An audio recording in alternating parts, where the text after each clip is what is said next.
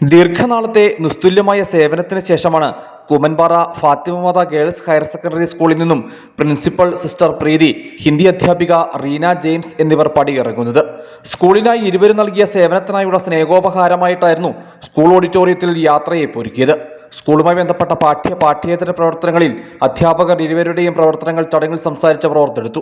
അതുപോലെ തന്നെ കുട്ടികളുടെ എല്ലാ കാര്യങ്ങളിലും വളരെ ശ്രദ്ധിച്ച് ഈ 14 വർഷവും സ്കൂളിനെ ഉയരങ്ങളിലേക്ക് നയിച്ചുകൊണ്ടിരിക്കുന്ന സിസ്റ്ററിന് ഭാവി ജീവിതത്തിലേക്കുള്ള എല്ലാ ഭാവുകങ്ങളും യാത്രാമംഗളങ്ങളും ആശംസകളും നേരുന്നു. കുട്ടികൾക്ക് അറിവ് പകർന്നു കൊടുക്കുന്നതിനോടൊപ്പം ഈ സ്കൂളിലെ എക്സ്ട്രാ കരിക്കുലർ ആക്ടിവിറ്റീസ് എല്ലാവരും ഇവിടെ സൂചിപ്പിച്ചതുപോലെ തന്നെ കലോത്സവത്തിന്റെ ഒരു നിറസാന്നിധ്യമായിരുന്നു. ഈ വർഷവും നമ്മുടെ സ്കൂളിന്റെ കലോത്സവത്തിന്റെ ടീം മാനേജർ റീന ടീച്ചറാണ്.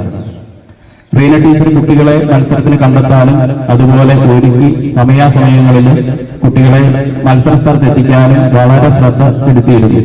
Adimali AEO Aniyamma George, PTA president advocate Praveen George, grama panchayat അംഗം KK Raju, sister Annie Paul CMC, reverend father Joseph Velinjalil തുടങ്ങിയവർ സംസാരിച്ചു.